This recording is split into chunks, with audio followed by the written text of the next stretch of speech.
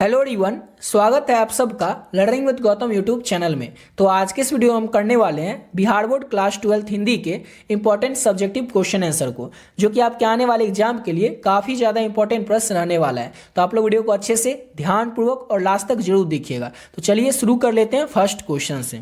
और पहला क्वेश्चन है हमारा कि अगर हमें वाक शक्ति न होती तो क्या होता।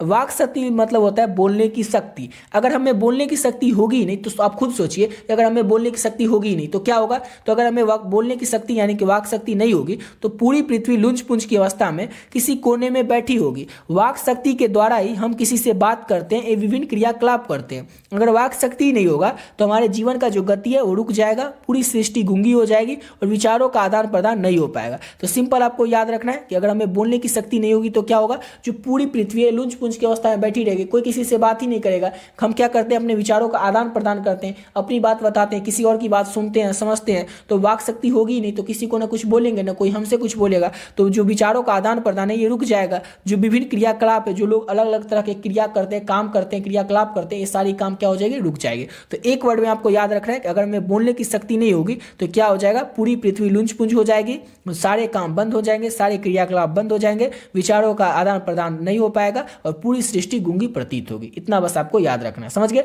जितना क्वेश्चन है अभी आपको बताएंगे, सभी प्रश्नों का जो उत्तर है वो आपको केवल और केवल समझना है और अपने एग्जाम में जाकर के अपने उत्तर में बना, अपने मन से आपको अपनी भाषा में बना करके अपने उत्तर को लिखना है। अब चाहिएगा कि वर्ड टू वर्ड आप लोग याद कर ले, रट ले, तो नहीं आपसे हो पाएगा। अगर रट भी लीजिएगा ना तो भूल जाएगा, इसलिए आपको रटना नहीं है, सिर्फ समझना है हर एक क्वेश्चन को, हर एक क्वेश्चन के आंसर को।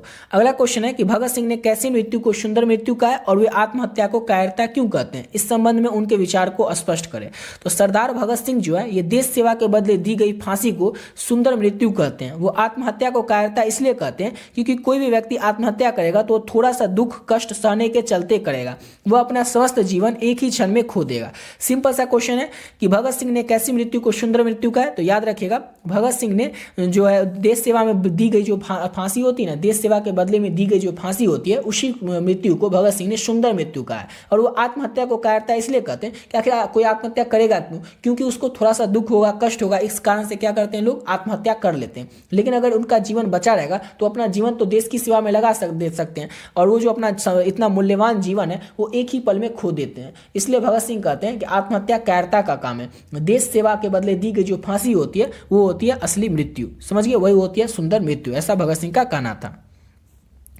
अगला क्वेश्चन है गैंग्रीन क्या है। तो गैंग्रीन जो है एक प्रकार का घाव होता है। गैंग्रीन क्या होता है, एक प्रकार का घाव होता है जो किसमें कि सड़न की प्रवृत्ति होती है, यानी कि ये हमेशा सड़ता ही रहता है। और ये होता कैसे है, तो ये किसी विषैले जीव के काट लेने से या कोई कांटा चुभ जाने से होता है। और ये जिस भी अंग में हो जाता है ना, ये जो गैंग्रीन नामक बीमारी है, ये जिस भी अंग में हो जाता है उसे शरीर से काटकर अलग कर दिया जाता है, या फिर जो इस रोगी को ये बीमारी हो जाती है, गैंग्रीन नामक बीमारी, उस रोगी की जान चली जाती है। जो 5वां चैप्टर है आपका रोज, जिसके की लेखक है अज्ञ, उसी चैप्टर से इस क्वेश्चन को लिया गया था। उस कहानी की नायिका मालती, मालती के पति है महेश्वर और महेश्वर गैंग्रीन नामक बीमारी का डॉक्टर है।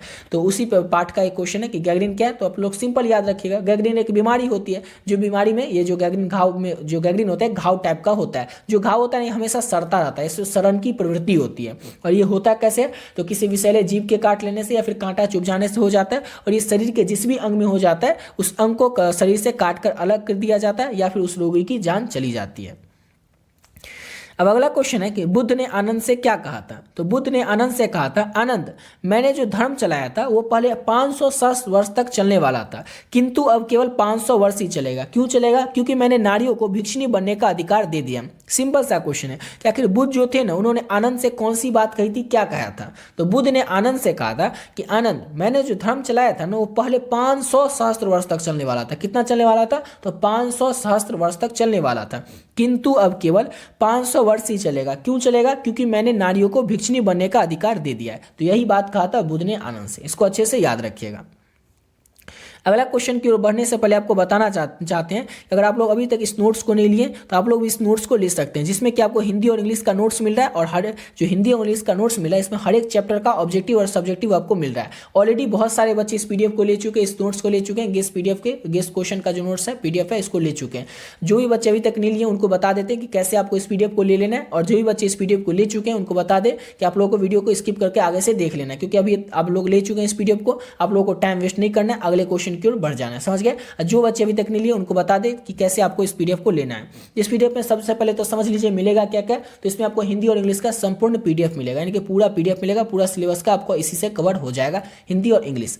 तो इसमें जितने भी चैप्टर हैं आपके, जैसे हिंदी में बात करें 26 चैप्टर है, इंग्लिश में 21 चैप्टर है। तो हर एक चैप्टर का जो भी ऑब्जेक्टिव क्वेश्चन है आपके एग्जाम के लिए इंपॉर्टेंट, सारा क्वेश्चन आपको इसमें मिल जाएगा। और साथ ही साथ आपको हिंदी का लघु उत्तरीय और दीर्घ उत्तरीय यानी कि सब्जेक्टिव क्वेश्चन आंसर भी मिल जाएगा। सेम इसी तरह से इंग्लिश में भी आपको ऑब्जेक्टिव और सब्जेक्टिव मिल जाएगा। इंग्लिश में स्टूडियो ऑफ इंग्लिश का भी ऑब्जेक्टिव आता है, सब्जेक्टिव आता है, वो भी आप लोगों को मिल जाएगा, समझ गए।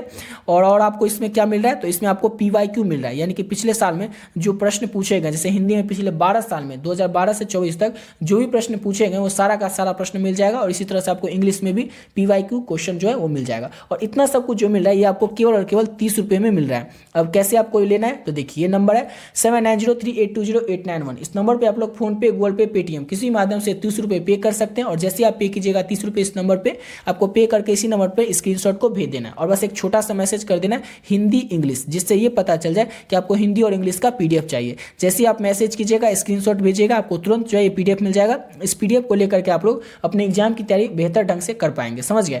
और आपके एग्जाम में जो भी प्रश्न आएंगे ना उसका 99% क्वेश्चन आप लोगों को इसी पीडीएफ से देखने को मिल जाएगा। क्यों ऐसा बोल रहे हैं, ऐसा इसलिए बोल रहे हैं कि आपके एग्जाम में आखिर क्वेश्चन कहाँ से आएगा, तो बुक से आएगा। बुक में कहाँ से आएगा, तो बुक में किसी चैप्टर से आएगा। और हर एक चैप्टर का जो ऑब्जेक्टिव क्वेश्चन है, सब्जेक्टिव क्वेश्चन है, वो आप लोगों को इस पीडीएफ में मिल रहा है। और इसको अगर अच्छे से कर लेते हैं तो आपसे आपके एग्जाम में एक भी प्रश्न आपका छूटने वाला नहीं है। तो जो भी बच्चे अभी तक इस पीडीएफ को नहीं लिए वो जरूर ले लीजिएगा। तो चलिए अब आते हैं अपने अगले क्वेश्चन पे।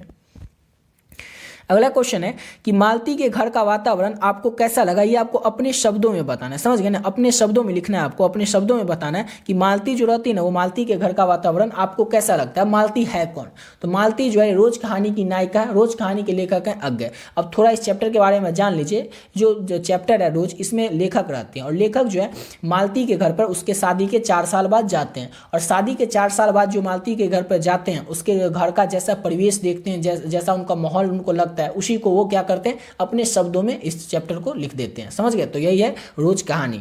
अब इस रोज कहानी के पढ़ने के बाद आप जो मालती का घर देखे होंगे, उसका माहौल घर का देखे होंगे, वो माहौल आपको कैसा लगा, आप अपने शब्दों में बताइए। तो मालती का जो घर का वातावरण था ये नीरस और उबाऊ टाइप का था। इसमें कहीं भी ताजगी नहीं थी, प्रसन्नता नहीं थी, खुशी नहीं थी। खुशी का वातावरण तो था ही नहीं। मालती में युवती वाला रस ही नहीं था। वो अपने बच्चों के साथ भी अच्छा व्यवहार नहीं करती थी। वो अपने परिवेश तथा जीवन से पूरी तरह असंतुष्ट थी। तो सिंपल वे में आपको याद रखना है कि मालती का जो जीवन था ना बिल्कुल और बिल्कुल नीरस और उबाऊ टाइप का हो चुका था। वो इसलिए हो चुका था कि मालती के घर में बस 3 ही फैमिली थे। एक मालती थी, एक मालती के पति थे और एक मालती का बेटा था, जो कि बेटा बहुत छोटा ही था, छोटा सा बच्चा था।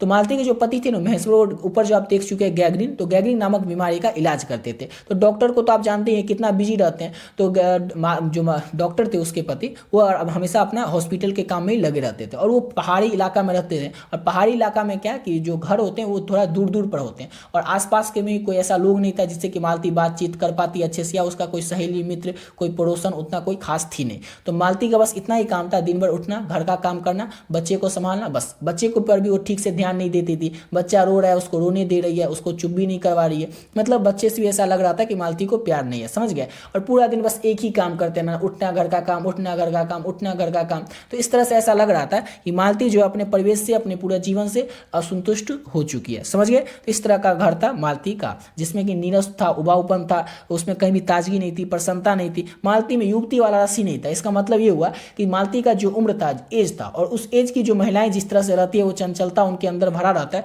वैसा कुछ मालती के अंदर था ही नहीं। ऐसा लग रहा था कि उसमें युवती वाला रस ही नहीं है। और ऐसा लग रहा था कि वो अपने बच्चों से भी प्यार नहीं करती है, बच्चे के रोने पर उसको चुप भी नहीं कराती थी, समझ गए। और वो अपने परिवेश तथा जीवन से ऐसा लग रहा था कि पूरी तरह से असंतुष्ट है। तो ये था मालती के घर का वातावरण। अगला क्वेश्चन है कि बिटिया कहाँ कहाँ पर लोहा पहचान पाती है। तो बिटिया जो है, पहले तो ये याद रखना है कि बिटिया से अगर आपसे पूछ ले एग्जाम में कि बिटिया से क्या सवाल किया गया था, तो बिटिया से सवाल किया गया था कि हमारे आसपास परिवेश में, यानी कि हमारे आसपास में कहाँ पर लोहा है, यानी कि लोहा कहाँ कहाँ पर। तो बिटिया कहाँ पर अब लोहा पहचान पाती है वो देख लीजिए। तो बिटिया अपने आसपास उपस्थित लोहे की पहचान इस प्रकार से कर पाती है, जैसे चिमटा, कलछुल, अंगठी, सड़सी, दरवाजे की सकाल, कब्जे में लगी हुई कील, इस सब में बिटिया जो है वो लोहा को पहचान जाती है। लोहा को अच्छे तरीके से बिटिया वो पहचान जाती है कि आखिर लोहा इन सभी जगहों पर लगा हुआ है, समझ गए। और सेम इसी तरह से आपको याद रखना कि बिटिया से सवाल क्या किया गया था। तो बिटिया से पूछा गया था कि हमारे आसपास में कहाँ पर लोहे की उपस्थिति है, और बिटिया जो है इन सभी जगहों पर लोहा को पहचान पाती है। तो इस तरह से आपको याद रखना है।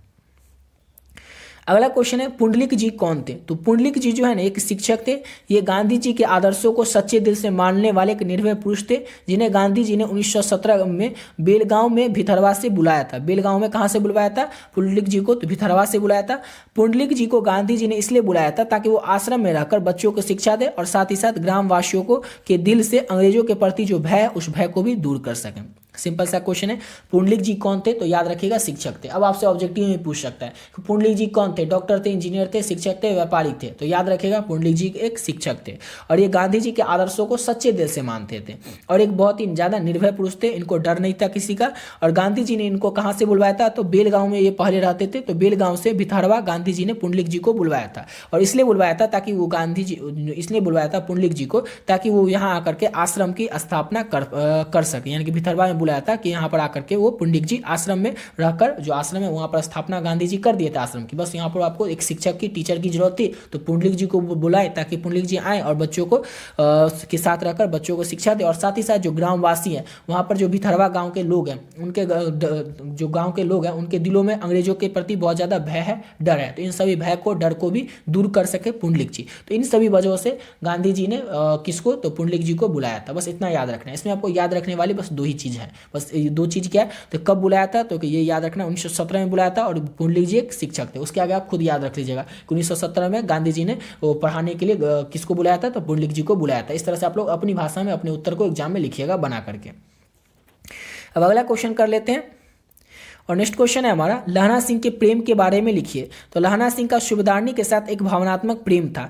वह एक सच्चा प्रेमी जो कि प्रेम का प्रतिदान नहीं चाहता। वह प्रेम में उत्सर्ग होना जानता है। प्रेम की कसौटी का निर्वाह करता हुआ उस सूबेदारनी के पुत्र की, पति और पुत्र की रक्षा करता हुआ शहीद हो जाता है। यानी कि लहना सिंह के प्रेम के बारे में कहें तो इसमें आपको क्या ही बताने जैसा, सबको आपको पता ही होगा कि ये क्या कहानी थी कि लहना सिंह बचपन उस लड़की से मिला था। बचपन में लड़की उसे पसंद आ गई थी, लेकिन उस लड़की एक दिन उसको बोलती है कि मेरी कुर्माई हो गई, मेरी मगनी हो गई। फिर लहना सिंह अपने घर चला जाता है। दोनों मामा के यहाँ आए थे, तो मामा के यहाँ दोनों अपने अपने मामा यहाँ आए थे, तो दोनों की मुलाकात वहीं पर हुई थी। तो दोनों फिर अपने अपने यहाँ चली जाती है। जैसे लहना सिंह पूछता है तेरी कुर्माई होगी, लड़की कहती है कि हाँ मेरी कुर्माई होगी, मगनी हो गई। इस पर लड़की अपने घर चली जाती है। लहना सिंह दुखी होकर के अपने घर चली जाती है, चला जाता है। उसके बाद सालों बाद क्या होता है कि लहना सिंह जो है वो सिपाही के पोस्ट पर आता है और जब अपने ऊंचे पर जो सीनियर उसके रहते हैं उस सीनियर के यहाँ जाता है, सूबेदार के यहाँ जाता है, तो वहाँ पर क्या देखता है कि जिस लड़की को बचपन में मिला था वही आज सूबेदारनी के रूप में है। यानी कि उसके जो सीनियर है सूबेदार, उसकी जो पत्नी है वही लड़की है।